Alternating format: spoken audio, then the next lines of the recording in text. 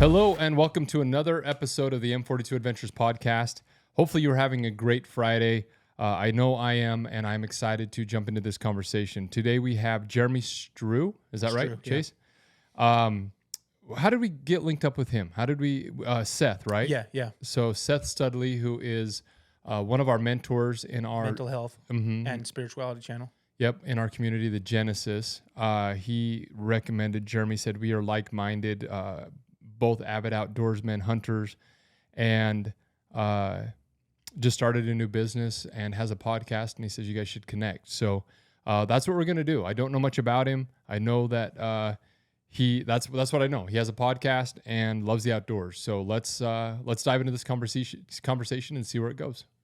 Okay, what's up, dude? How's it going? Good, man. So we've never met. We've never talked before, right? This is our first ever time. This is the first time, correct. So you're friends with Seth Studley, right? That's who put us into contact. Is that right? Yes, correct. I've known Seth and his wife for a few years now. Me and my wife actually went through, at the time they were doing some marriage coaching kind of thing, and we connected. I actually stumbled across their podcast and we reached out to them to kind of just do the whole marriage coaching deal for I don't know what we did.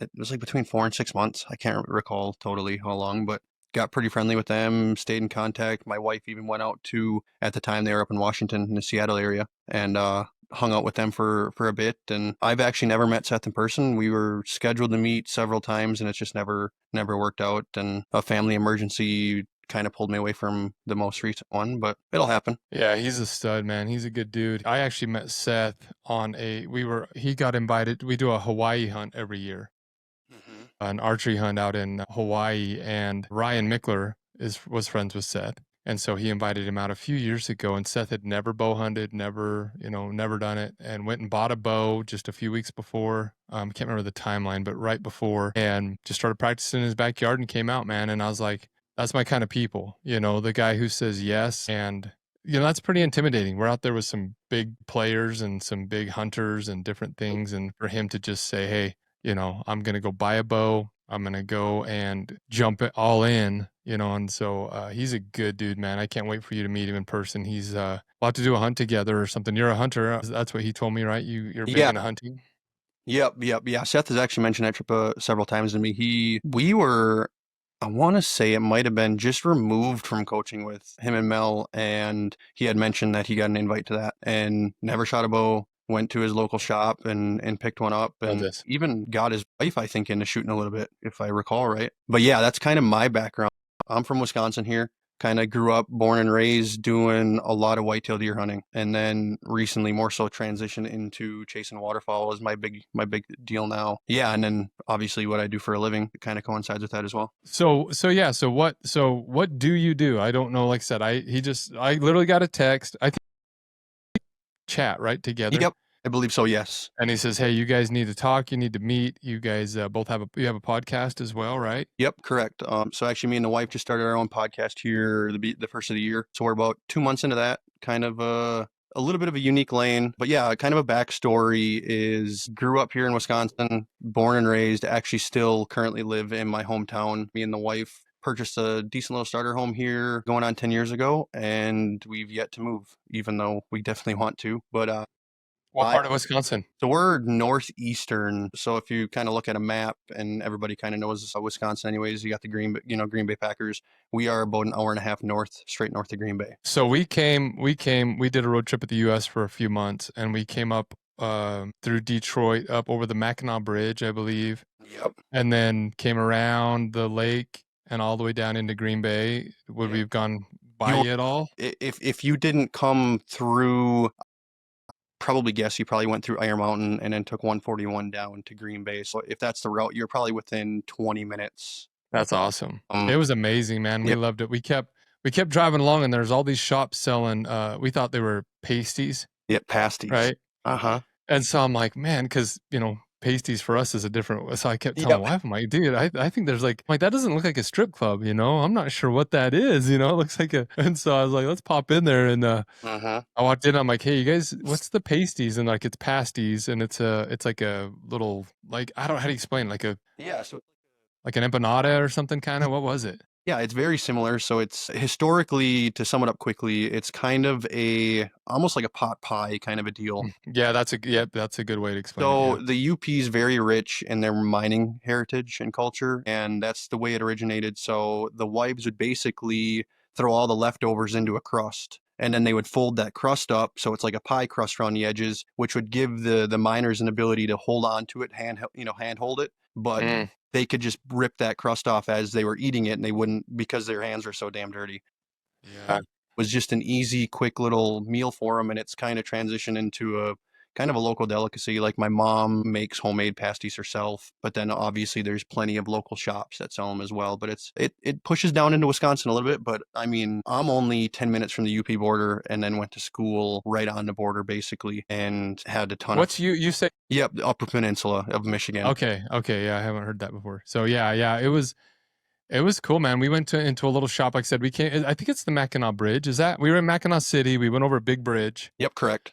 and then we took a left and started heading to Green Bay. And there was all these little shops, and we went in one, and man, the flavors that they had, I can't remember exactly, but there was like, just I spent like $60. Yeah. I bought a bag full just to, like you said, to try them all, because it's just, that's what people don't realize when I travel. When we go travel, it's the food and the people. I love the scenery, I love the beaches, I love the mountains, I love all those things, but what really pull me in and I remember is the food, and then the people we meet along the way. And that was one of those, we've talked about it several times since then. And we actually were just watching a British show the other day, and they were talking about them. And I'm like, oh, Michigan, Patsy's. So yeah, man, that's a cool, beautiful area right along the lake. I mean, that's the other thing too, is tell you've driven along those lakes. I mean, I thought it was the ocean. Yeah. I mean, it's massive. Unbelievable. And we were there in the off season. I want to say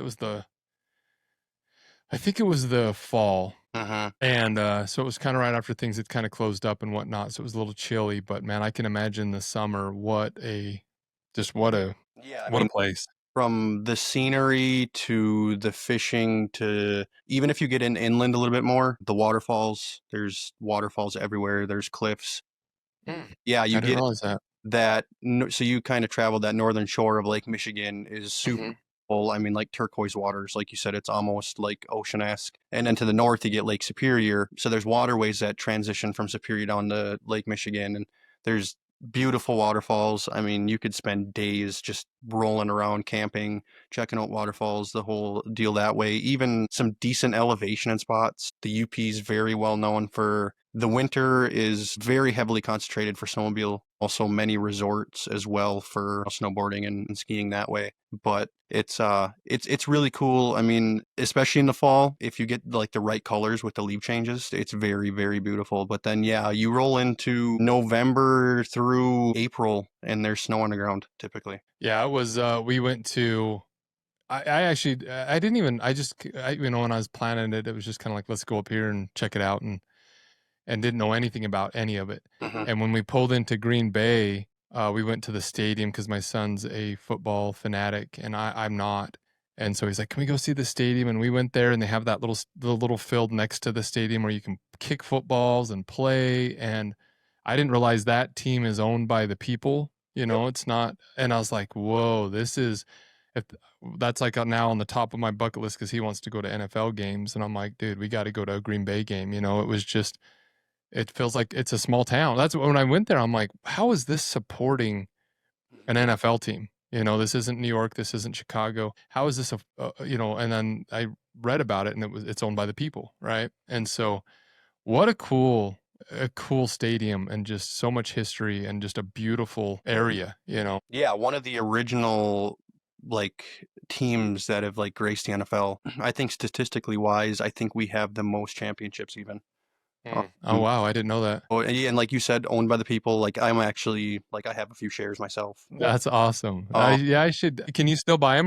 Can you get them for not much money? I should buy my son one. I think they open up every few years or something to the public where you can buy some shares. So I think I bought like 10 shares or something, and it's not like ridiculously expensive or anything, but just kind of a cool thing. They send you some documentation in the mail and everything that like you're, kind of an official part owner, and then you get Yeah. invites to the shareholders meetings. Like any shareholders welcome to go to meeting, like annual meeting. I think they even hold it in the round, like fill the stadium with the shareholders and go through everything. But like, yeah, it's super cool to be publicly owned and deep, rich heritage. And I mean, everybody knows Vince Lombardi just from a speaking standpoint and motivational speaker and stuff. That he's got some quotes out there that I'll probably live forever. And he was a head coach for a very long time. But yeah, it's super cool. Not like you said, population wise, really small. And actually, we're holding the NFL draft this year, and Oh, it's wow. very interesting to see how they can, Accommodate. several 100,000 people. Yeah. Yeah. It'll be very interesting. We stayed at a resort there that had like water slides in it. Okay, so you probably stayed, what is that, the Tundra Lodge, I would think? Yeah, I think it was. Yeah, and it was amazing. I mean, we were up there and it was cold, and they're in there swimming and riding water slides and stuff, and we don't have anything. We don't get those out east or out west. There's another one that does that too. The like bear. They're all the lodges, but yeah, what a great concept. Where you can go there, and I'm sure in winter it's huge. But yeah, there wasn't a lot of choices there. Like 300,000 people, it's going to be tough. Yep. Yeah, and it's grown recently, especially around the stadium area. They've added some really cool attractions, different things, and they've been increasing. I think they've been building, the anticipation, hopefully hold a draft kind of a deal, and a lot more hotels and some accommodations popping up, but still they're not going to be able to hold that kind of capacity. So I'm sure a lot of the surrounding cities and towns will consume some of that, which is great. It's good for the economy, local economy for sure. Absolutely. So again, we don't know each other. We don't know a lot about each other. So we're going to learn together, and we're going to, our listeners will learn with us. But you own a media company, Chase was telling me, right? Trophy Media. Is that right? Correct. And it's actually, so what do you do? What's your business? Or is that what you do full time? Is that your job? Yep. So it's currently pretty fresh. It's been about 18 months or so now, maybe a year and a half. I've been pursuing this now. Prior to that, long story short, out of high school, I went to pursue a career in criminal justice. Went to college for a year. Out of college, I came back, and my dad, pretty culturally known within Wisconsin. The logging industry is pretty large, and economically wise is pretty up there in overall income when it comes to Wisconsin and what we produce for materials that way. And my dad pretty much his entire life had a logging company. And what turned into what was supposed to be a summer job turned into me working in the woods for just over 10 years. Never returned to college. And he kind of put the bug in my ear. I ended up running some equipment for him that summer. And then it started to click to me what my dad had started and created and the possibilities within that to build something that he could be proud of. And then I also have two brothers that kind of, fully commit to having a family business. I worked under him for, I want to say about 2 years, and it was just shy of my 22nd birthday. My dad came to me and said, "Hey, you got this. If, you got the knack, you're driven, you're determined, you know what you're doing, you're business savvy, you have a good head on your shoulders, you work hard, you're dedicated, the whole thing. If you want to do this, like, I could help you out, get on your own, start your own thing. We can kind of work together, obviously." And super appreciative for that opportunity that he presented me and basically allowed me to utilize some of his equity to purchase a just shy of $700,000 piece of equipment at 21 years old. That's crazy. And long story short, I did that for about 10 years. And the way the world is spinning and the economy is working nowadays, the logging industry in a nutshell just isn't doing great. Interesting. I didn't know that. I actually own a wood mill. Okay. So my second business I ever started was a wood mill in Mexico. So I'm very familiar. I started in construction and that's what I did, and then sold them when I was 36. Okay. So I'm very familiar. So I didn't realize that. I didn't realize, that the logging industry, what are you selling there? Like softwoods? Like, yeah. So it's, we were fully mechanized. So my job basically, was to put wood roadside. So standing timber, harvest and process it from the stump. And then, so what I did day to day was run a harvester. And then I had an employee that worked under those me. things are insane, man. I've seen those on TV. Those are Have you seen those, Chase? The things that like that's the one that like holds the tree, cuts it, takes the branches off, cuts it into like my gosh, dude, those are amazing. Dude, I told my wife the other day we were watching. Have you seen Clarkson Farm? I don't believe so. No. You should check it out. It's on Prime Video. I told Chase. Have you watched it, Chase? Yeah. No. It's amazing. It's cool. It's about a guy who's in England and he's a famous guy, but he buys a farm. And anyways, a TV personality, but he wants to get into farming, and he's got all this equipment. He buys a Lamborghini tractor because that's what they started making was tractors. But man, you see the equipment that people have invented, like that machine. That's one of the machines that I think of when I think of how smart humans are. As I see that machine that you're talking about, because I love the logging shows. I watched all the logging shows. I don't know. It's always funny. Gino come in and she's like, "Why are you watching a logging show?" I'm like, I don't know. Hey, you don't even know why. I love it. It's just I don't know. They're like dragging the, I don't the pulling it with the pulling it up the cable up the mountain, and But anyway, yeah, those machines, dude. It looks like the coolest video game I've ever seen. That's quite literally what I tell people when they ask like how it is. I'm like, you're running a real life video game. But I said, there's pretty severe consequences if you're not. Yeah. You don't get to start over when you make a mistake. Yeah, I mean it's a heck of a lot safer than running a saw, a chainsaw. Yeah. I mean, if you make a mistake, I mean it could, quite literally cost you hundreds of thousands of dollars. And then every day you're not working, downtime is tens of thousands of dollars sometimes.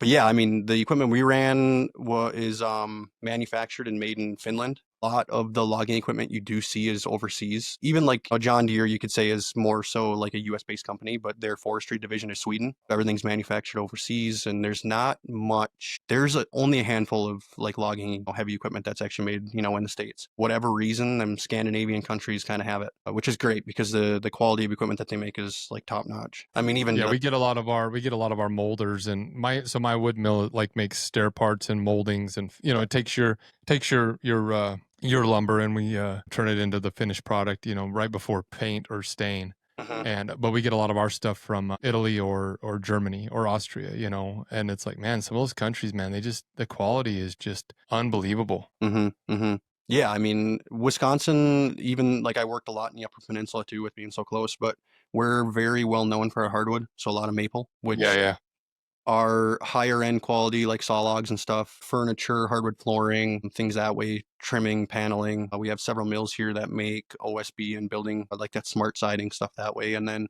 all the way to tissue paper and paper products, our pulp. But yeah, we buy probably a couple truckloads of lumber a week. I still own 40% of it. So I sold 60% when I was 36. And then, that's when I retired. I stopped working January of 2017.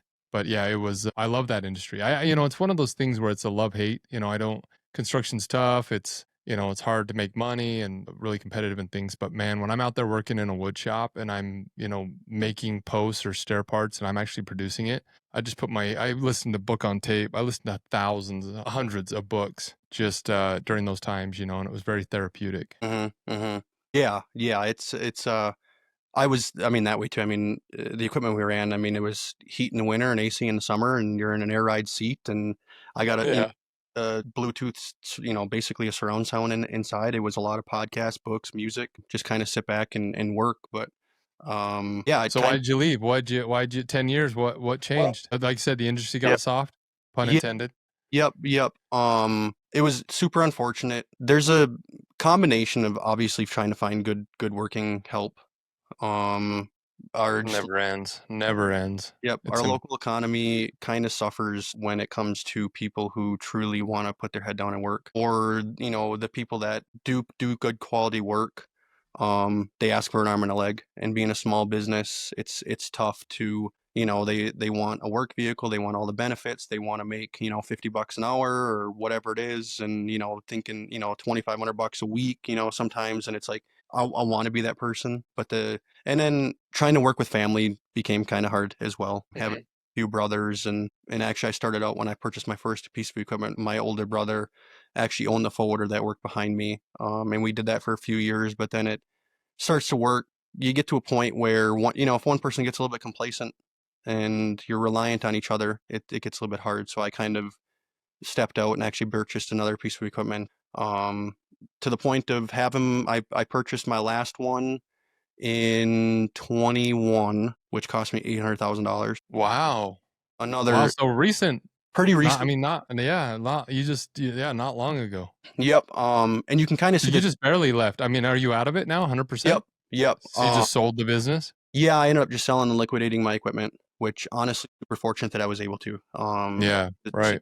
Climate of what the industry is now, it's pretty common of hearing people's equipment being repossessed, a lot of it going to auction and then just for sale signs with it sitting out the side of the road. Why is that? Because, like I said, I lost everything in the recession. Uh-huh. It was '08 when I started my business in '06. '08, the recession hit. I hung on till 2011, and then I lost my home. I mean, everything. I was homeless. But, I know back then it was because there was no demand, right? But right now, I mean, we can't keep up down here with construction. Why is the market soft? I don't understand that. A lot. So I Is there think, too much supply? well, there's a lot of supply. It is a pretty saturated market. It ebbs and flows. So my dad always told me it's like a roller coaster, and that's just general within many markets. I mean, stock markets even, it's up and down, and For that's sure. That's why it's a commodity, right? That's why yep, lumber's a commodity. It's yep. changes daily. Yep. So you kind of make hay while the sun shines, figuratively speaking. When things are good, you better pack away a bunch of money, you better invest in your business, and you better take those opportunities to grow. And that was one of my shortcomings is I had opportunities to grow and I was just a little bit hesitant. Being young, and I mean, I'm 22 years old and I'm making, multiple hundreds of thousands of dollars a year, even though it's not hitting my bank account. I mean, to see that kind of number at that kind of an age is like, holy crap, like Mhm. you can't fathom what to do. So it was a lot of learning and what I do with that. And there were opportunities that I had to grow my business to the point of, I mean, even like buying my own trucks. So to kind of put another link in that supply chain of where I could put the wood roadside, producing, the cut to length, whatever it needs to be, putting it in. The next step is trucks come in, they take it to the mill, which produces the raw product. And trying to be a fully comprehensive company was what my goal was, and to grow and to be relevant in the industry is you need to be pretty established, multiple pieces of equipment, multiple teams, tens Tons of of land. land, employees, and what we cut a ton of government land here. Well, there's a fair bit of county and state owned land, but a lot of it's actually national forest, which those sales are, put together and procured by the national or the U.S. Forest Service, and then they get put out on basically public bids. So all of our local logging businesses, they all bid on the same jobs and then it goes to the highest bidder. So the companies that are much more well established, they have the better contracts with the mills, they have More equipment, money. more money, equipment paid off, many more employees, they have a lot of room to work, that they can throw higher bids on those. And, but then the problem is there, people start to bid high to just get work. Well, then what that does is it increases the market, on the other end of now the mills are asking for more money. And then it just drives the prices down. So it's just up and down and up and down. COVID was a huge factor. Mm. By this simple thing of we had what, a year and a half span really. And honestly, we're still feeling the effects today of everybody's working from home. Mm. Were shut down, hospitals were dwindling. So the supply for raw wood products just wasn't there all of a sudden. Like a light switch, you shut down schools, you shut down hospitals, to a certain capacity, restaurants, small businesses, big businesses, you name it. Everybody's working from a computer. It's Word documents, it's emails. There's no longer that demand for paper. People weren't building homes, businesses weren't going up, so the supply for, wood products and stuff that way wasn't there as much either, especially locally, to the point that I've even had conversations with people within administration at some of these mills or some of these people who consume them raw products that are saying it is nearly 50% cheaper for them to actually purchase the products they need from China or another country, get them shipped here, than it is for them to purchase the same product within state. Yeah. So Yeah. a business consumer standpoint, I mean, I can get it. I understand if they can save that kind of money. So it just slowly but surely starts to dwindle. Yeah. The supply isn't here to the point where I think we've lost up to 40% of our mills within the state. Wow. Many mills idling paper machines because they can't sell. They can't get rid of product. Mm. then means they're not taking product from, from us loggers. And that's when things really hit me. Was I was basically a subcontractor for the most part. I worked for a gentleman who held the contracts and then had the log trucks and stuff, and I just produced wood for him. To where I was getting a phone call weekly of, hey dude, I know you're busting your ass, but you're gonna have to cut your production by 50% because I can't get rid of your wood. And what's the big thing here is we're getting paid by weight. So it's not necessarily a big deal in the winter because the wood is frozen. It's going to sit at roadside. You're not losing any weight. But in the summer, that wood sits and it bakes on the roadside with the sun overhead. You're losing money every single day because that wood's just drying out. Yeah, interesting.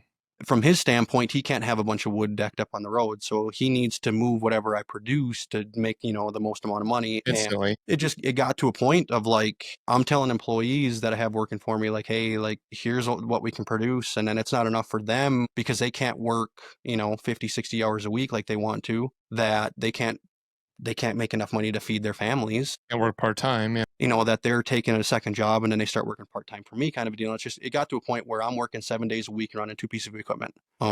12, 15 hours a day, no family life. And this is recent. This is, I mean, so you bought your last piece of equipment in 21. When did you stop? So I actually sold that last piece of equipment that I purchased. It was the Saturday before Christmas last year. So it's been like a year and a half ago now, or Like what? said, about 18 months ago. That's so 18 months ago when you said you've been doing the podcast. That's when you stopped logging. Yep. Whoa. How you feeling? It's bitter. Wild. It's bittersweet. Yeah. One angle is it really slapped me in the face when my dad grew up and did this his entire life basically and had all 3 boys in it, and then I was the last one to kind of stick it out. My older brother went off, decided to get out of it. My younger brother used to work for me, kind of wanted to start doing his own thing, and then decided to hit the road and do some union work and things that way. And he's got a daughter himself, and I have a wife and a soon to be 4-year-old daughter at home as well. But I ended up losing my dad to a tragic heart attack about 2.5 years ago. And that's kind of when it actually kind of slapped me in the face a little bit of, I loved what I did, but I was chasing his dream. I wasn't chasing. How old was he? He had just turned 63. Dang it.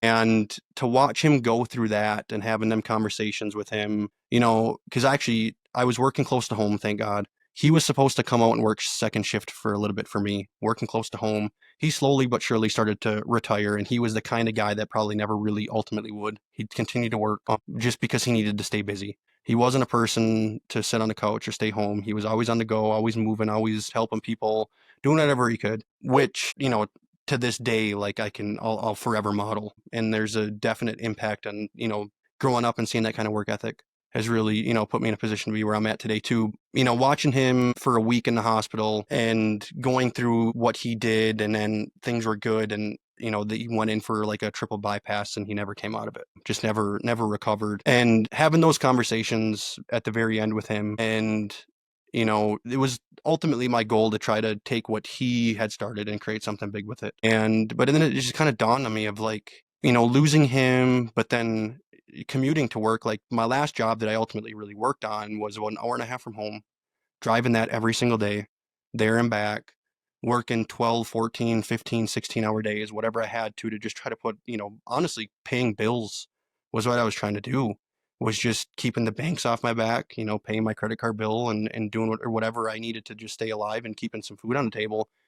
But it just got to a point of seeing how my home life was deteriorating, family, marriage issues, to it just kind of slapped me in the face of like, Jeremy, you're not chasing your own dreams. And it was a hard reality to face of like, because I didn't want to disappoint my dad. How that can be. And I think that's when it finally clicked to me of I've only just been slowly like just choking off the bleeding a little bit for a while, to the where if I would have diagnosed it early on, and I think I did, it was just that pressure of not wanting to disappoint my dad. Stick it out, stick it out, stick it out. It's what it always is. If you can make it through the bad times, there's a lot of people that are going to dwindle out. You're not going to be the only one. People are going to put their equipment for sale. They're going to sell their business. They're going to get out of it. If you can be one of them that'll stick it out and stay the path, when things get good, they're going to get better than what they were, the last time they were good, and you can make a bunch of money and you'll be good. You can grow your business and everything. It's just like, but this time when it bottomed out, I mean, we're 2 years, 3 years to where it was, and it's still the same. To where when I was first in it by myself, them ups and downs were like every 18 months we'd hit a low, and it'd kind of spit and sputter for 4 to maybe 6 months, and then we'd come out of it and it'd be great again. To where now you just see the effects of what it is now. What clicked for me is, I think, just I've told people, and I've been getting that advice too, of, what are you passionate about? What do you love to do? What really lights your fire and keeps you driven and determined, and like, how can you make that a part of your everyday life? There's that cliche word of, if you truly love what you do, you never work a day in your life. And that's like, I was just felt that burden on my shoulder. I felt that weight and that pressure working in the woods, and then just seeing the effects of it, knowing that, I was in a sense, I was digging such a hole that in the past, like, you dig some holes, but I could fill them up pretty quickly. And this one, just like, I don't know if I'm ever going to get out of it. And it ultimately finally hit to where I listed one piece of equipment for sale that I had, and within like 2 weeks it sold. Somebody came and purchased it, and then it gave me a little bit of breathing room, but now it's like, okay, I have this brand new piece of equipment. I got to keep this thing going. Maybe that's the path I go for a little bit. And when things get better, I can buy equipments for sale every single day. There's new equipment coming in every single week. I'll just get back into it. And it just never got better, to the point where there was one period of time there, my machine never started for, I think it was just shy of 8 weeks. With payments still due. I was gonna say, what's the payment on 800 grand? It's a big one. Yep. I mean, at peak, there was at one point I was like just shy of $15,000 a month just for equipment payments. Yeah. And then you calculate in fuel every single week. I'm going through about 500 to 600 gallons of fuel a week, commuting, if I have any breakdowns, insurance, employee wages. I needed to make about between 30 and 40 grand a month just to put something in the bank. And there were months where I did much more and, put a good chunk in the bank, but then so you better sit on it, because something's going to happen. If you have a breakdown, it could cost you $10,000 just like that. And I think it was just a combination of like that kind of pressure, that kind of weight. And then from a business standpoint, like, what's my return on investment on that? Because sure, there's equity within it, but how many people want to buy a piece of equipment nowadays, especially at that kind of a price? And so you see people within the industry locally, I do, that still do really well within it, but they're an old company. They've been at it since the 90s. They have 50% of the equipment is paid off. They have millions of dollars in equity that they can leverage and use if they need it. They've taken opportunities when things are good to expand and grow their business. Many logging companies that are here nowadays, they're also tapped in. They have their own sawmill. They have their own trucks. They have their own dirt work equipment and everything. So they're building roads and doing landscaping and everything on the side. They have tree services where they're, just removing trees from properties, doing that kind of thing. So there's always supplemental income, and I just wasn't at that stage in my career with it where I could afford to do it. How old are you? I just turned 31 in January. Okay. Yeah. And then basically I've always had a bit of a knack for cameras and drones and stuff. I did a little bit of self-filming stuff when I was working in the woods, just kind of some cool drone stuff and different perspectives and kind of a day in the life, and put some YouTube stuff out there. My dad loved it. He loved to watch that stuff on YouTube of just equipment working and things that way, and did some things that way. And inevitably, I probably wouldn't be here today doing what I'm doing today, like, if it wasn't for my wife. When I had met her, like I said early on, I grew up deer hunting, and she actually grew up duck hunting, and she introduced duck hunting into my life, which kind of then came full circle to meeting a lot of really cool people within the outdoor industry through that, visiting trade shows, more so from a consumer standpoint, but then growing and developing some relationships with some photography buddies, some good close friends that I have nowadays. And, they said, and what's a little bit more unique about me is, when I sold that first piece of equipment, it would have been like in August of that year, or that September, I started to do paperwork and stuff to start my media business that I have now. Didn't really make any money until, honestly, maybe even I've only probably been turning a decent amount of money for about a year doing it now. But of course, selling my equipment, I did have a little bit of money to play with, which was definitely important, but it obviously doesn't last forever. But I went head first into it. I had some buddies that said, if you want to do it, go for it. We'll help you out. We'll get you started. We'll give, I'll try to pass on some work to you and give you some connections. And so it's just developing relationships and, having some good like-minded people in your corner. And I went all in.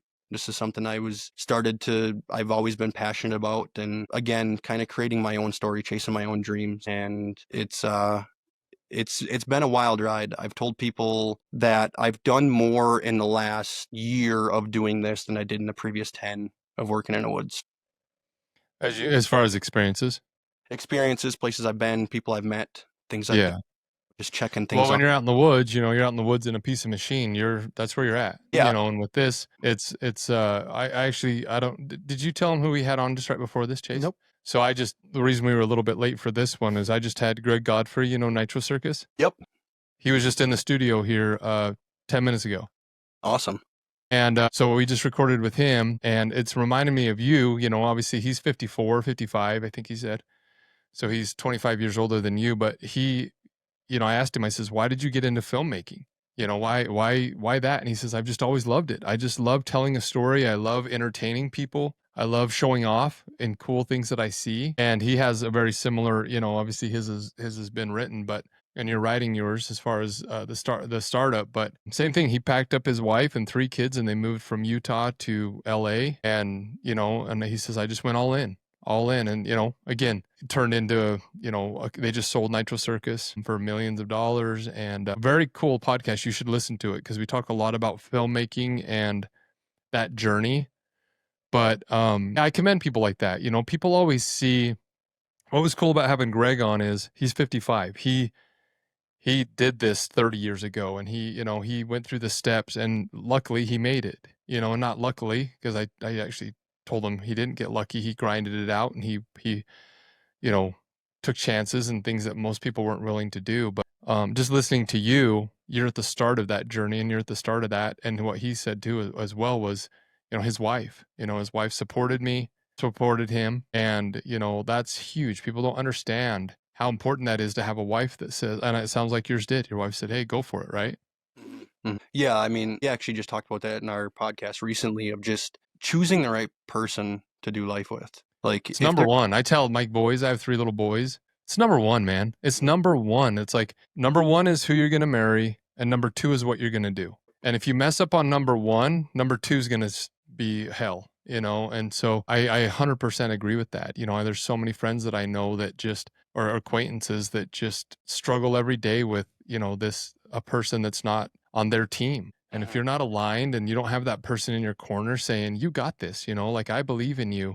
If you have the opposite of that, it's already hard enough. Like you're saying, I think people, so I've bought or started 13 businesses. And so I'm very familiar with this story of all the, like you're saying, it's like, man, you're just speaking my words of how hard, I have businesses in all over in many different, industries. And they're all the same. It's always hard to find people. It's hard to, there's the big companies that have all the money. I'm sure you're in that now, now you're in that where it's like, I'm a startup and I don't have money to buy this camera or that camera, or this equipment, or fly here. Mm-hmm. And so I love hearing what's cool about it is that you are doing it. Most people are sayers, they stay where they're at. They're afraid of change. They're afraid of, and a lot like me, where you were at, where it wasn't necessarily that I made this big, bold choice. My wood mill went out of business. I didn't. It stayed in business, but it went from 300 people down to 2. And I didn't get a paycheck for 18 months and all these different things, but it's like, that's what's cool about what you're saying is, you're trying to follow your dream. You're finally living your life. You're living what inspires you. And I think your dad will be proud of that. It's funny how you say, not funny, but it hits home where your dad passed away. My grandpa was my hero, and he passed away 5 years ago. Same thing. Went in for a centuplet 7 bypass surgery. I don't know what the number is, but it's a big one. And didn't wake up. I was traveling. I was in Australia. We were headed from Australia to New Zealand. Got the phone call that he wasn't waking up. I packed up my wife and 2 kids, and we flew, 20 something hours home, and I slept on the couch. My wife just actually had a baby a few weeks ago, and I was in there, and one of the nurses came in, and she says, I recognize you. I don't know how I know you. And we kind of started talking, and anyway, we got to it. She says, oh, you're the guy who slept on the couch for 14 nights with your grandpa. And 14 nights I slept on a couch, you know, and, you know, I always think like it was devastating. I'm sure it was for you losing your father, absolutely devastating, your best friend, your hero. But I always think when I get sad and I'm thinking about him, I think all he wanted was for me to be happy. And I'm sure that's with you. It's like your dad, if, you know, he's looking down and he's saying, do what, you know, do what makes you happy, Jeremy. If it's not logging, he just wants you to be happy. And so that's how I think you're honoring him. Even being out of logging, because he just. All right, let's take a minute and step away from this conversation real quick and talk about something that we have going on. So as many of you know, we launched our online community last year in September. So it's about 120 days old. We have about 130, 140 members now, growing daily, and it is free. So this is a community that has mentors in there. So we have about 10 mentors in there right now who are teaching everything from motorcycles, fitness, finances, travel, help me out, Chase, mental health, and then we have relationships hiking, and family. Yeah, and then we have self-defense, yeah, with Teague, he's firearms, outdoor cooking, travel. So these are people that are qualified, that we have vetted, that have been doing this for years and years and years in their respective fields, and they are in there teaching us about travel, about self-defense, about how firearms, all these things that we have said. And it's not me, it's not my community. I built the structure, but it is professionals that are training me and others in their respective fields, and it is changing lives. I guarantee it. And again, it is free. So come on in. It also gives you the first right of refusal to any of our experiences. We're doing monthly experiences. We're doing 1 day, 3 day, 7 day experiences. You get first right of refusal. And then also we're doing a giveaway. So when we get to 250 members, we are going to be giving away an amazing adventure, which is 2 nights at Elevation 40 Zion, which you can check out, which is an amazing cabin here in southern Utah. It's on social media. And we're going to be doing side-by-side, shooting guns. You're going to be hanging out with me and a couple of the other mentors in the Genesis for the day. You'll get 2 nights there at the cabin, 3 days. And it is going to be an epic, epic adventure. And that is going to be given away free only to members of the Genesis once we hit 250. And it will be completely random. So hopefully we can see you in there. Again, thank you for listening. Thank you for taking the time to listen to this podcast. Please like, share, rate it. And let's get back to this vlogging, because he just, and I'm sure, you know, hopefully he's somewhere looking down. I hope that, you know, and hopefully he's seeing what you're producing and what the life you're living, and smiling from up above, right? Yeah, I mean, that's the ultimate goal. And that was one of the last conversations I actually had with him. Just prior to, it was the night before he went into surgery for his bypass. He had told me, like, whatever you do, just grab the bull by the horns. And, you know, at the moment I took it, you know, as a, you know, an indication to keep chasing the logging dream. But just seeing how, to be honest, logging is what took his life. Even though he devoted his entire life to it, it was the stress, it was the anxiety of it, it was the, you know, the consistent weight of it. And I could see it. I mean, it just, there's times that I look back, it just sucked the life right out of him, because it is such a hard way of life. And well, and like you said, the ebbs and flows are normal. But usually ebbs and flows are like 5 to 7 years, or like a recession, right? Most of us think of as recessions, and those are like, you know, 4 to 6, 8 years, you know, whatever, you know, every 18 months. I didn't realize it was that bad in logging. You know, that is a very, very short window of good and bad and good and bad. Yeah, you know, the good's coming quicker, but geez, I had no idea. I thought you know, I've been in this industry. I've bought thousands of loads of lumber. And it is different throughout the nation. I had no idea that it was that. Yep. Yeah, I mean, that's I'm probably talking more so experience from like this Great Lake region, but I know, like, that's where you live. But that's where you live, and that's exhausting. You know, like it's hard enough running a business, like you're saying. It's hard enough to go out and get a loan and pay a $15,000 payment and try to hire employees, but to have that go up and down every 18 months, I haven't heard of many industries that are that fickle. Yeah, it's So very. that would be very hard on a person. Yep, yep. And I mean, of course, there were some days or some periods of time, I want to, but like, mid 2000s, that early teens, like that 2012 to 2015, 16 was really good. But I'm sure, yeah, I'm sure, but it also was probably really bad before, you And know. one of the reasons why my dad told me when he came to me and said, "Hey, like if you want to go for it," it was because it was peak. It was the best it's ever. And the indication was that it was going to ride out and it was going to it was going to last. And it's unfortunate that you don't want to get political, but every time there's an office change and every 4 years something drastically happens within our industry, For sure. good or bad. And we get a pretty big influx just because of our geographical location, that we get a pretty big influx of our mills. It's just more financially affordable for them to purchase lumber or purchase their timber out of Canada, Interesting. bring it in train cars. After train car sometimes, and things have changed on that front. Yeah, again, I mean, like you said, I spent a week in a hospital with my dad and things were looking good and, signs of improvement. And then Was he awake? he was in for the surgery, and it's really strange. I don't want to blame the hospital because the staff he had with them in the unit he was in, like the nurses and stuff, they were top notch. They were phenomenal. But because of when he had the heart attack, it was just the tail end of COVID, I believe. There was still a shortage in the hospitals. They could not find a bed for him locally and ended up having to ship him. It was about 2.5 hours north, actually, into Michigan. And with us being Wisconsin residents, we didn't really realize that Michigan's medical laws are drastically different. It's more so on doctor discretion. We didn't have much of a say-so, where the heart surgeon came in and said, these are our options, but I think our best option is to do bypass. And rather than, they probably could have did a stint in his artery that was the worst and at least got him stable, got him back home, I think, and then they could have went it back in later on and did the bypass. So they wanted to be ambitious and attack it head on, which I can commend. If it goes well and the road to recovery, like, you're good to go. Where stints don't last forever. I can understand that. But I remember the doctor telling us after surgery, I think they went in to do a triple or a quadruple bypass and they were only able to do the one. That when they opened him up, it was a heck of a lot more severe than what they had anticipated. And he came out and it was just a battle to keep him stable.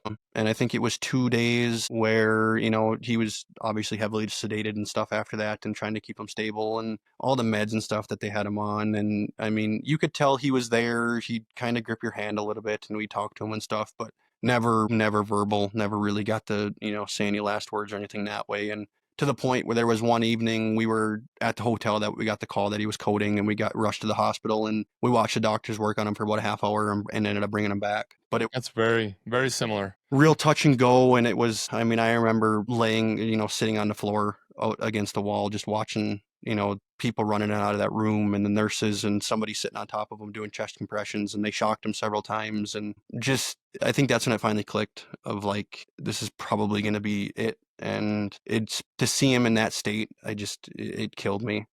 Because there was a weird feeling going, uh-oh, I lose you on camera. Yeah, I lost your camera. Let's see. What does that say on your screen? Webcam utility. I don't know what it says. EOS? Let me see if I can just go to my web. What did it do? It just froze for a minute and then I lost his video. That's weird. Can you see me? Yeah, I can see you for whatever. Yeah. That's weird. Yeah, I got me, but I don't see you. I wonder if my camera died out. You're good. Yeah, just take a second and get it up. We can just edit it out or show it. I like to show people. Yeah, how things can go wrong. Yeah, exactly. This isn't all, cupcakes and rainbows. There it is. What was it? His camera died. Oh, okay. Yeah. Sorry about that. Happens. No, you're good, man. You're good. Yeah. So yeah. Go ahead. So that's when it hit you? Yeah. And it just and it's kind of the way it goes. They finally got him stable and his signs were improving, which was great. But then the doctors told us, if you want to go home and regroup, get a change of clothes, get some good food and stuff in you, we think now is probably the best time, more than ever. And I literally just walked in my front door and got the phone call that they had lost him, which is kind of the way it goes. He kind of knew we were there and probably didn't want us to see it. And so I can commend him for that. But, tragic. And it was weird. I went back to work in the woods there, and there's no more phone calls. There was no more almost every single day. If I was working close to home, he'd swing in and see how things are doing.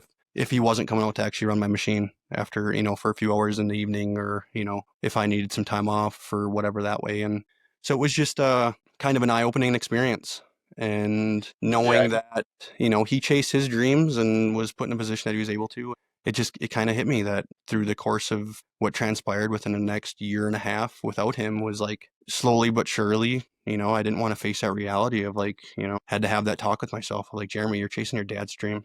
They're not necessarily yours. Yeah. And I think that's, like I said, I think that's good. I think your dad, he would want you to be doing what you want to do, Mm-hmm. And I remember when, like you're saying, I remember when my grandfather passed away, just being an emotional wreck, just crying. And my boys were like, "Are you okay, Dad? Are you okay?" And I says, "I will be, I will be. I'm not right now, but that's okay. That's how much I loved Grandpa." Mm-hmm. And I just says, "The world's different, and it will be forever." I says, "The world will never be, it's not going to be the same place ever. The texts, the calls, the picnics, just the relationship that brought so much joy and comfort to my world is gone, And so, yeah, it is definitely when you lose somebody. And I think that's, my Instagram is One Life So Live. My real dad died when he was 28. I never met him. My mom was actually pregnant with me. He died in January and I was born in May. And I don't know. I've always, when I was growing up, I always thought that I was not going to live to be older. I just always thought that I wasn't going to be an old man. I don't know why. I felt like that too. Did you? Yeah. I didn't think I'd have kids. And then I remember when I had my first kid, I'm like, whoa, okay, maybe, and I'm kind of shaking it. I still don't know that I will, but I'm hopeful. But I don't know if it was from losing my dad, because again, I wasn't around, and hearing how devastating it was for my mom with 2 kids and then me on the way and stuff. But, I always tell people, you get one life. That's my motto. That's been my motto for the last 8 years. When I retired, quote unquote, at 36 and left, people are like, "What are you doing? Like, you can make more money." And I'm like, "I have enough." And they're like, "What does that mean?" I'm like, "I'm going to go enjoy this life. I'm going to go eat the food and drink the drinks and, sit on the beaches and spend time with my wife and kids." Mm-hmm. And I think more people should. It's unfortunately a lot of times for a lot of us, and it takes this tragic thing to spur that. But I think if people could really sit down without that, that would be better. And really say, the number one thing people say on their deathbed. There's a lady who interviewed thousands of people on their deathbed, and she wrote a book in Australia. And it's the cliche ones. Wish I wouldn't have worked more. Wish I wouldn't have. But I think like top 3 is, I wish I would have lived my own life. Mm-hmm. And one of my favorite cartoons is it's a line of people, and they all have a stick, and then it's a guy sitting there, and he's grabbing the stick from him and putting it around him, and he builds a cage. And it's just a little cartoon. No, and it doesn't even, I don't even know if it says anything, but you're taking other people's opinions or expectations. And, we think, and again, I don't, just hearing your story, and again, this is just me speaking, but what a beautiful 10 years with your dad in an industry. It's like, yeah, maybe he was living his dream, but man, I would never regret that, because of all the memories and all the things that you guys got to do together that most people can't do with their dads, because they are doing a different life. So you Mm-hmm. had a beautiful chapter, and then, hey, it's like, all right, I'm going to go do the next thing, and I'm going to go do the next chapter, and you have all that with you. And sounds like an amazing man, sounds like a guy who, with that work ethic, my dad has it. My stepdad, who is all I've ever known, he married my mom when I was like 3. And so I call him dad. And man, that work ethic, it's not out there anymore. They're literally a different breed. And for you to have that and be taught that, it's going to take you in this new, you're going to take what he gave you and you're going to put it into this new venture and, blow the doors off. Yeah, I mean that's the whole goal. I've always been that way, kind of an all gas no brake kind of guy. Whatever I commit to, and of course it kind of ebbs and flows, naturally. Oh, any startups are tough, man. This is, we've been in business, what, 10 years or 10 months? 10 months. M42. It's my 13th business. And it's like, I just tell people, I'm like, it's going to be hard. It's going to be expensive. It's going to be frustrating. I've never podcast. I'm from construction. You know, this is like my totally different world. What is this? My 40 or 50th podcast, something like that? What am I getting to? Yeah, almost. This should be 50. Yeah, right around there. 50. You know, and it's like, you know, whatever. But it's gonna be hard. It's gonna be difficult. But as long as the biggest thing, and like you said before, I think is a huge thing to remember, and I'm talking to myself as well, is, you know, I just interviewed, you know, Greg Godfrey in my office. You know, I'm interviewing you now. It's like I get to talk to amazing people. Like, enjoy the ride. Yep. Enjoy the ride. You know, you know, I chased money for a long time, and you need money for freedom and all the things that we, you know, food, shelter, all these things. And I understand all that. But once you get that, it's like, okay, what's next? And if you don't have something that you enjoy or that you love, it's a pretty empty feeling, you know? And so, yeah, I think like you said moments ago, you said I had more experiences and met more people in the last 18 months than the 10 years of logging.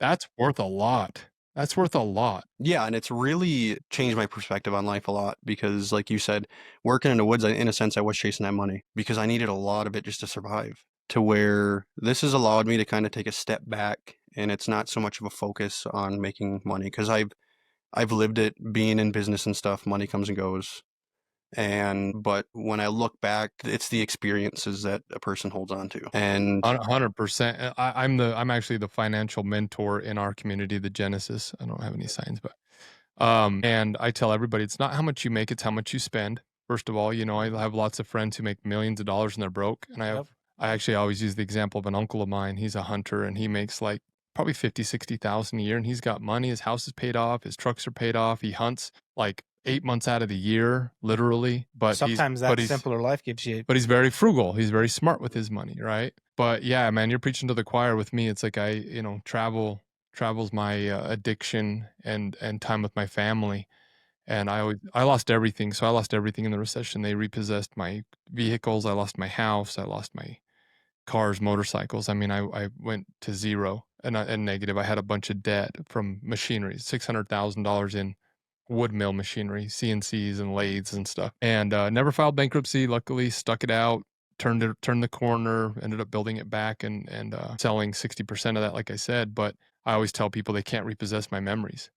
You know, they can hook onto my $40,000 motorcycle and drag it across the driveway like they did with a winch, but they can't come after those. So I think, you know, it's one of those things where it was the best and worst thing that ever happened to me going through that and those lows and but you find out, you know, who the people are that are in your corner. You find out what you and your wife are made of. I mean, we've been through the same things where, man, I didn't have Seth and Melanie, but I wish I would have. You know, we didn't know where to go, but whoa, it got pretty rough. You know, I mean, you take money out of the equation and you lose your home and you get down to the basics and you have to rebuild. Yep. And I'm fortunate that I did when I did because things were dire like that to the point where the wife was about ready to call it quits. And, you know, we had a lot of, honestly, you know, a period of time where we kind of had our distance a little bit and I think that's, you know, when it really hit me too was, you know, I need, like, truly need her, and I wouldn't have been able to do what I did working in the woods if it wasn't for, you know, without her regardless. But then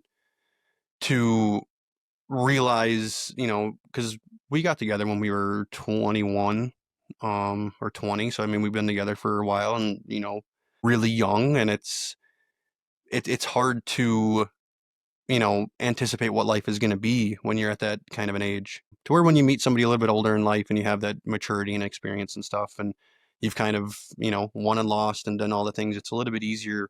But to sit down and go ahead.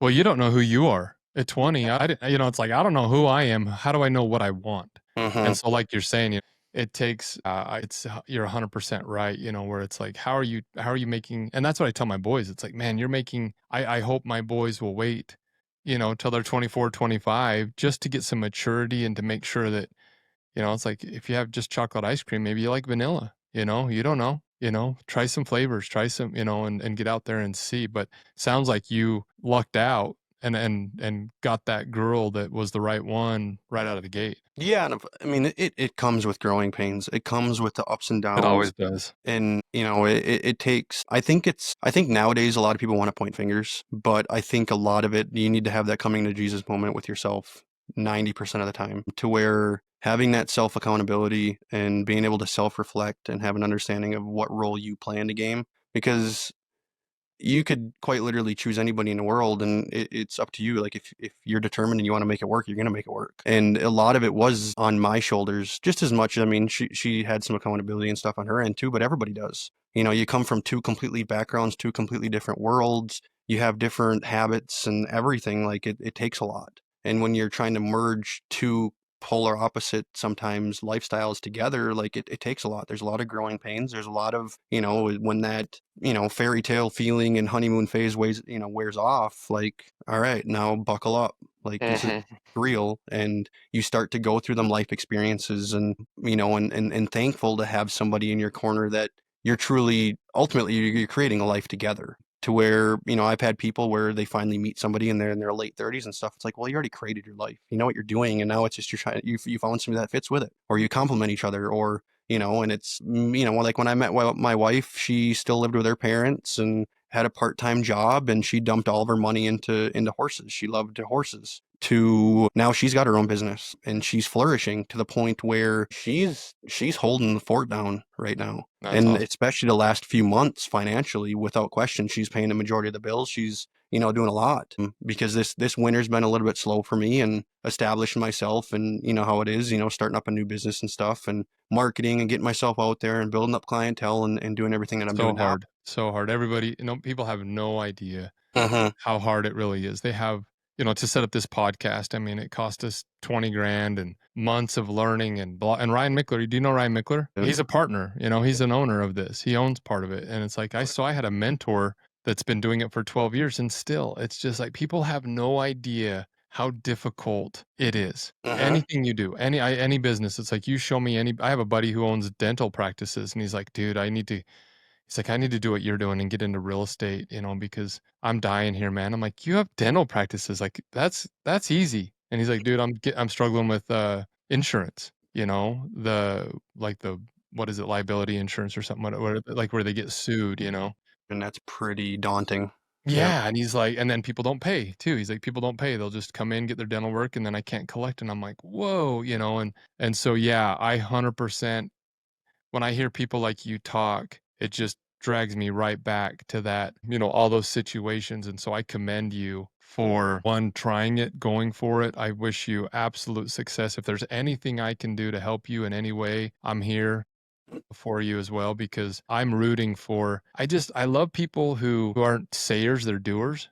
So many people just say, I want that or I want this, but then when it comes time to do it, it's like, oh, that's too tough, that's too hard. And it's like, so yeah, I totally commend you for that. We're getting a little long here. I know we're an hour and 8 minutes, but I want to touch on, what is Trophy Media. Let's talk about that real quick so people can hear, what do you do? What is your business? How, what are you selling? So I'm betting on myself. So right now it's just me, which I love. I do have a really good network of people that I can kind of bring in, different photographers, videographers and stuff, but kind of a fully comprehensive media company is the direction I'm going. I'm specializing in photography, videography, filmmaking, stuff that way. More so on the shorter end of things. But my niche is What do you mean the shorter end of things? just I mean, I'm not like into making, Yeah. full Yeah, length content and reels and stuff like that. So it's more so content based, like YouTube channels and stuff, filming and putting together hunts, events, That's covering. huge, man. That's huge. We actually just did an event in Africa, Oh wow, okay. and we took oh, you probably know him. What's his name? Who did we take out? Who we paid for him to go to Africa with us. What was his name? I don't remember who you took. Todd. Todd is his first name. He's out of Colorado. Okay. I'll have to look it up. Anyway, I'm forgetting it right now. But anyway, he came out, and I'm new to this world. Again, I came from construction. The reason I started M42 Adventures was to help people. We have our community, which we Yep.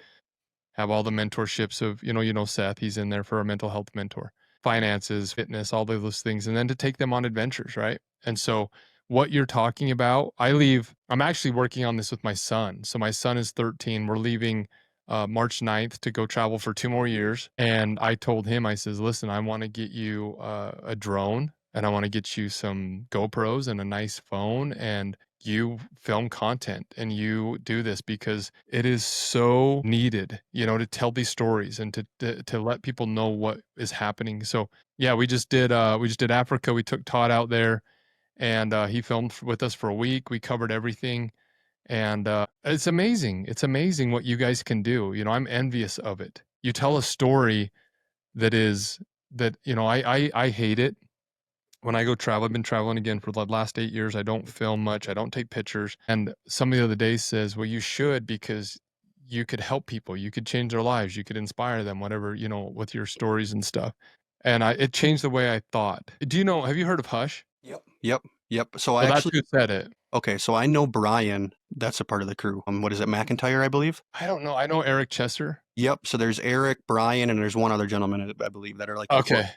Yeah. So small world, but Brian owns a new waterfowl kind of upland, a hunting dog through the same kennel that we have ours from here in Wisconsin. Awesome. Okay. So I ended up crossing face with Brian 2 years ago now. I think when he got his dog Cruz, he was in for some training and we hung out for a while. And then this past year, he was back in and did it again. And we actually hung out for a bit again. Really good dude. And I know that whole crew is like stellar, top notch.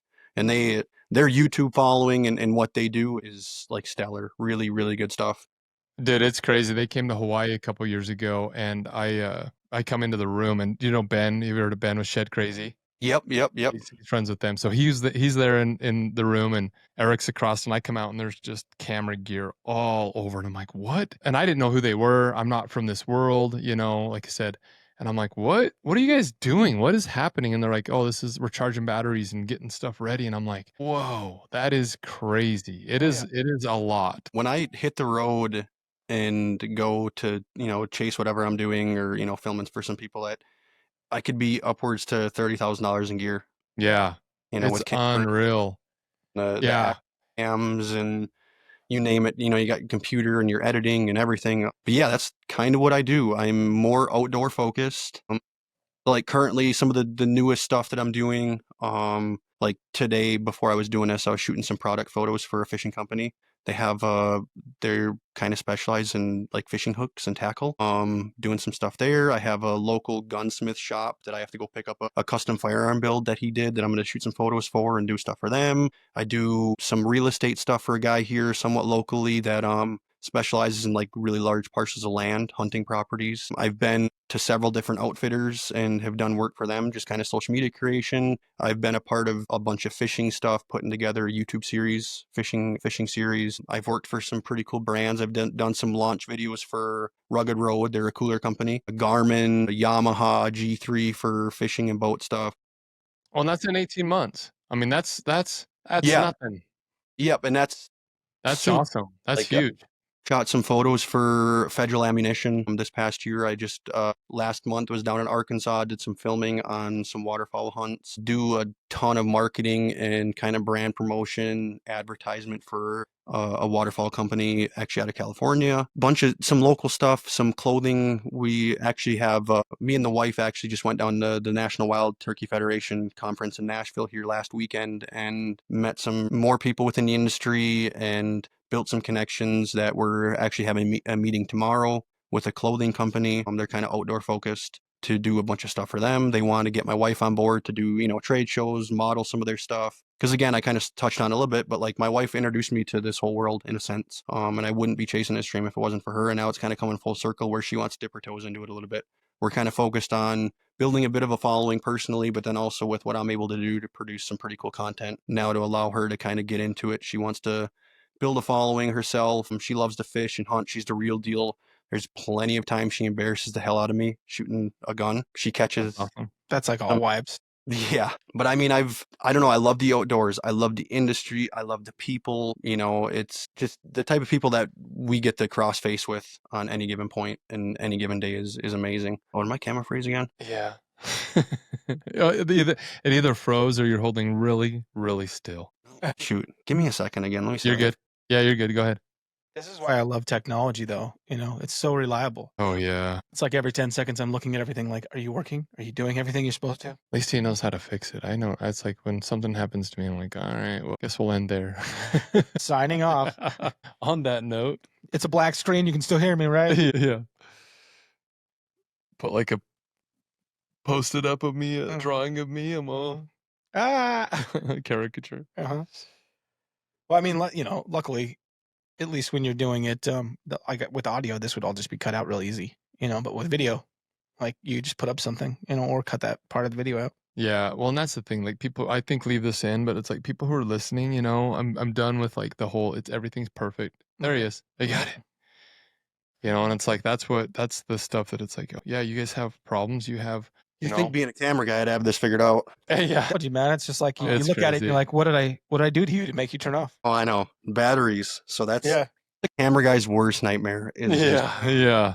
or memory cards, but Yeah, but yeah, man, I love it. Like I said, I think you and Chase stay in contact because we got like 7 adventures this year. I'm heading to Costa Rica for a surf experience. Oh, nice. In April, and then we got Utah, we've got Hawaii, Alaska. Giveaways. Yeah, there's probably something there that we could do. Seth Try had to throw together some shooting reached out events. to me. Yeah, Seth reached out to me and said that maybe there's something we could work out for the Hawaii trip. Yeah.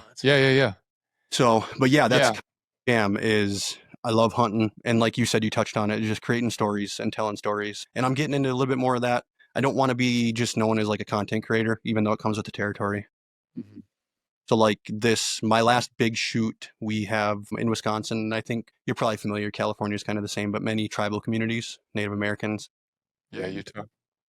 And we have plenty of local ones, and they hired me to document a kind of a kids fishing camp that they put on where a lot of the elders and tribal community come together. Many of the local surrounding ones actually all come together. I think there's 3 or 4 communities present, but to showcase and find ways to pass down that heritage of actually spearing fish to the ice. Which is that's cool. That is fun. Within this area is, with any winter, it's pretty popular that's something that they've done. It's just a way of life. And I put together like a 5.5, I think it came in right at 5.5 minute kind of documentary style short film for them to just kind of highlight the weekend. And it came out really cool. And I shot a ton of photos. I think that I delivered like 150 photos, but I probably shot like 3,000 photos over the course of 2 days and hours of footage. And then, I'm kind of then pull back and sit in the office for 2 or 3 days behind a computer and put together kind of that short film kind of deal. And I think inevitably that's where I'd love to find my lane, get tied in with some people to, chase game, chase whatever they're into, edit and put together their YouTube channel, whatever that way. But I do some pretty consistent local stuff too, where, it's good to have that consistency. And I have some good clients on board. One actually, which really got my feet wet. He's in the real estate business, but he come from 15 years of running a camera just like I am, chasing around the world, doing hunting content, fishing content, and filmed a lot of TV shows and stuff on the Outdoor Channel and that. And now, again, he's into more of that real estate stuff. I do a lot of stuff for him consistently. Got to fish with a lot of walleye pro anglers this year on many different circuits and stuff of just filming content and doing stuff with them. But it's also super cool to have somebody like him that I can, he understands and that I want to chase experiences and do kind of things that way too. So, but yeah, that's a win-win. Like I said, I don't have to work, thankfully. And so the reason I started M42 Adventures was I just want to go on fun trips with people, help people that are struggling in different things that I think we can help with. And then also go on these adventures myself. I'm going to Hawaii this year, Costa Rica, Alaska, all these different places with amazing people. And that's where I'm at. Yep. I love that. There's kind of a bit of a niche within the outdoor industry where like the focal point is showing off the ultimate reward, which is generally filling a tag, showing off your trophy, getting a limit of ducks, whatever you're chasing. And it's like every time I've been on a really good experience and I've paid a ton of money to go on some hunts and stuff, I've never killed, or like when we go on duck hunts and stuff, we're not getting limits, but it's like the experience, the people you're with, the camaraderie, the environment you're in. And that's truly what I love to showcase. Like if you get the ultimate reward and you're filling your tag or you're putting meat on the table, whatever you're doing there, like great, it's going to be a part of the story. But even if you don't, the camaraderie, the banter, the scenery, where you're at, what it takes to get there, the conditions, the weather, like there's so much to tell, and just really try to get people that are, watching the consumer of that, visual content to really suck them in and make them feel like they're there and they're present within it with you guys, because there's a lot of people out there, like you said, you can change some lives and stuff, but you can also inspire a lot of people because there's people out there that wish they could do it and, they're not able to, they're not fortunate to, and they want to be able to see it. And, I'm somebody who's appreciative and, I can appreciate really good quality work. And even though I'm in the early stage of it, I take pride in putting out good work. But I'm also the kind of guy, like, tell me, like, if you don't like my stuff, tell me, let's make it better. Yeah. Let's, constantly Yeah, trying that's to a good way evolve to my be. craft. And, I'm trying to stay up to date on having some good quality gear. And of course, that's always, trying to afford it and have, Never ends. trying to have enough work ahead of you to afford that kind of stuff. And, Yeah. convinced the wife, hey, like, I kind of want to buy this camera. And it's, Yeah. about $10,000, but I think I could, it'll level up my game a little bit and I could probably charge a little bit more money. And, but yeah, it's Yeah. just I have some lofty goals with it. Like me and the wife started a podcast, and kind of similar stories. You grew up kind of in the trades too, and now all of a sudden, like me, and then putting a camera in front of my face is something a little bit different. But it comes with the territory. It's allowing me and the wife to be a little bit more personable and working with some of these brands. It's comes with the territory with me of having a good, well-rounded portfolio, but you don't really get the sense through the work I put out of what kind of person I am. When you're with a guy in camp for a week, you kind of want to tolerate the person too and have a good time. If some guy's pointing a camera in your face, you want it to be natural and you want it to be able to be yourself. I think a cameraman can really elevate or degrade what kind of quality content's out there just by what kind of a person you can be too. So it's been kind of cool to start that and allow people that are interested in maybe wanting to get me on to do some work. Like, hey, you can take a look at my podcast a little bit. You can get to know me as who I am. What you see is what you get.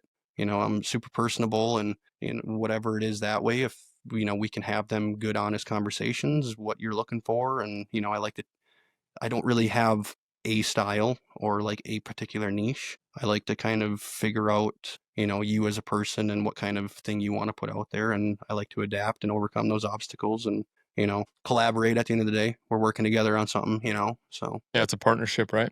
100%. Yeah, and like you said, it's like our trip to Hawaii, I've been going for I think 5 years now, and I actually stay for 2 weeks. I do 2 weeks there, and I'm going with like 15 other men. And I honestly wouldn't even, I mean, I probably would, but if I didn't even have a bow, but it's like, I do like the bow. I do like the hunting part pretty much, but I just actually, while we're sitting here recording, I just got a text from the wife of a friend who is, I met him on my first Hawaii hunt and we hit it off. And then I went to his private ranch in Minnesota Oh, and nice. hunted. Yeah, I went hunting out there with him. And then I returned the favor, invited him. I have a fishing boat in Alaska that's just a private boat. Oh, nice. And he brought his wife and kids up there. And they've come twice now. They're coming again this summer for the third time to Alaska. And I've been to his place, I think 3 or 4 times now. He's never made it back to Hawaii. It's his busy season in June and just can't. He's planting crops and stuff, but that's a perfect example. She just texted me and said, "Hey, just trying to get our flights booked. What were the exact dates again?" And it's like that was from a hunting trip, Yep. like lifelong friends. His wife and my wife are best friends. They talk every single day, more than I talk to my wife. They talk to each other. It's hilarious. I But that's from a hunting trip, Yep. and that, like you're saying, like that's for me, it's like I would take half the pay, which I don't make anything here, but I would take half of the money if I was to just have the experiences and the friendships. It's like it is so valuable to me, and that's what I tell people. It's like if you think it's about filling a tag, you're missing the point. Yep. 100%. So Yeah, I mean, I can 100% totally agree. Like some of my most close and cherished friends, honestly, have come into my life and the wife's life in the last 3 years. A big chunk of them because we went and purchased a new hunting dog. yeah, And community and awesome. people that come along with that to now running a camera, and a lot of my photography and videography buddies, like they'll be in my life 100% forever. Absolutely. Yeah. And just the community, and I don't know, it's just even like when we went down to Nashville. Family. They are. Yep. I mean, I've had people sleeping on my living room, and we're, like full circle this past summer, or actually this past fall, like we filmed an episode of the YouTube series that we're putting together for the Guy Fishing series. We fished on a lake that I grew up fishing, and my wife introduced me to fishing, different areas and stuff. And all of a sudden it's like going from working in the woods to less than a year later, like I have a bunch of people sleeping at my house because we're filming a YouTube, episode here local, right out my Yeah. front door.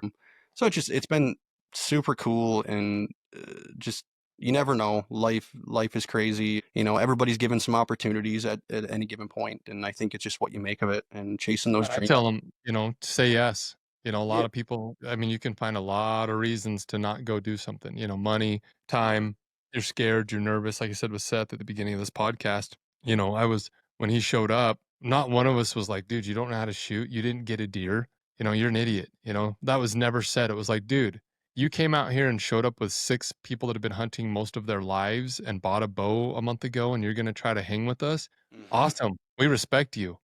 Do you need help? What are you doing wrong? Let's help you. I actually, his first ever time out in Hawaii, I says, I want to help you get a deer. And I got him out and got him stalked up to a deer, which is hard to do in Hawaii. They're really jumpy, but I got him like 40 yards or 30 yards, and he used his wrong pin and shot over it at 100. I can't remember, but Yep. and he came on, he's like, oh man, sorry, and I'm like, dude, awesome. You got a shot. Yeah. High five. And he's like, I know, I'm like, dude, no pressure. Like there's tons of deer. You got more arrows. Let's go. And that's what people need to understand is most people that are trying to get you into these new fields or these things that they love, they're welcoming you. They're not judging you. Yep. And you're gonna, and like news for him, like you can bow hunt the rest of your life and you're gonna miss many times. 100%.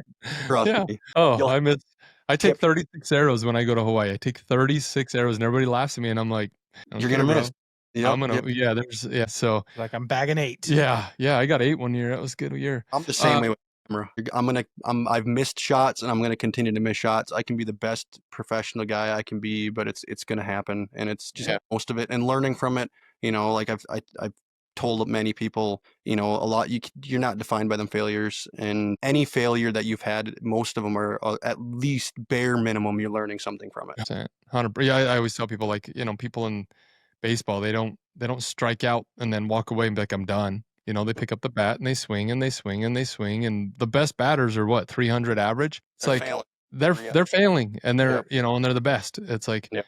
there's so much to learn in that. There's so many things, but cool, man. Well, I appreciate you coming on here. I know we're running long. How do people find you? So you can find me I use Instagram pretty often. This past year, I've put a fair bit of time in it and actually put some focus on it. But first and last name, Jeremy Streu _Streu. So JEREMY_STREU. And then you can find our podcast at the Trophy Life Pod. And we're on YouTube, Instagram, Facebook. We're all over. But me and the wife do that together. It's basically all things outdoors, all things life is kind of how we like to tag it. So we kind of more outdoor focused, hunting, fishing, what we're doing, what we're up to, but then we throw in a fair bit of marriage, life, health and fitness, parenting, you name it. Yeah, we tell everybody, our online community, it's got 26 channels. I mean, surfing, golf, hiking, I mean, everything outdoors, duck hunting, everything outdoors. But then we have our 4 pillars, which are, family, fitness, faith, and finances. Because if those things aren't in order, right? If you don't have those in somewhat of an order, then the rest doesn't really matter, right? If you're not happy, then if you're struggling with mental health, you're not going to want to go hunt ducks probably, So I love it, man. You're speaking my language. Like I said, let's stay in touch. You and Chase talk more. We'll see if we can maybe get you on an adventure of one of M42's adventures. Yeah, I'm open for any kind of adventure. Cool. So even if you just cover my way, and I'll come and have some fun, guys. And I think it'd be good, man. I think there's something there because that's the big thing right now is just, the content. That's what we need. That's what every company like us needs, right? Is good quality content. And Chase is just way too busy. So we'll for sure. Cool. Yeah, keep an eye out on what I got going. Yeah. Aggressively getting better and doing some pretty cool stuff. And I would love to get out with you guys. So cool, man. Okay. All right, dude. I'll have Chase stay in touch with you, and then I'll get your number as well, and we'll chat and see what we can do. Perfect. I appreciate it. Thanks for having me on. All right, brother. Yeah. Thanks, man. Nice meeting you. Will you leave your what does he do? Leave your thing open until it uploads. But yeah, so it's uploading as we go. Yeah, so we're at 88%. So just I'm gonna stop the recording right now. All right, so there you have it. Just you can tell he's just a good dude, good person. Came from the logging industry. When I'm talking to him, it reminded me a lot of myself, honestly. He's 15 years younger than me, something like that. Comes from the logging industry, which I came from woodworking, and the industry started struggling, things like that. kind of similar paths. And, so I'm excited to see where this next chapter takes him. Obviously, he's new on the path, 18 months into it. But I'm sure his dad is smiling down above and proud of him either way for the man he is and what he's doing for him and his family. And I'm excited. I'm hopefully going to get him out on, Chase. Let's try to get him out on some adventures, filming it, showing content, showing you guys some of the things we're doing. That's so important, is to let people know, we go out there and have fun, but if you don't see it, if it's not shown in the right way, then, the story's not told. Yeah. And so hopefully we can get Jeremy out. And again, you can find him trophymedia.com. They have a podcast, and it is Jeremy Streu, Streu. So if you're looking for any kind of, content, filming, photography, things like that, then reach out to him. I've looked at his There work. is a co on there, so it's trophymediaco.com. Okay, perfect. So thank you, Jeremy. Thanks for coming on. And hopefully we can meet down the road, shake hands, and go on an adventure together. Again, happy Friday. All of our podcasts come out on Friday. I love it. You can listen to something, have a good time, and then go out there and hopefully live an adventure of your own. Go fishing, go camping, go play golf, go hiking. Just spend time outdoors and meeting people. Those two things right there will dramatically change and bring value to your life. I believe in that. So thank you for listening. Hopefully it's brought you some value and joy. And please share, like, follow. We're on, all the social media platforms, M42 Adventures. And if you haven't yet joined the Genesis, our online community, it is free. And we're doing amazing things. We've got about 10 mentors in there now. Yeah. And we're starting to rock and roll and really find our stride. So hopefully see you in there. Again, have a great weekend, and we'll see you on the next one.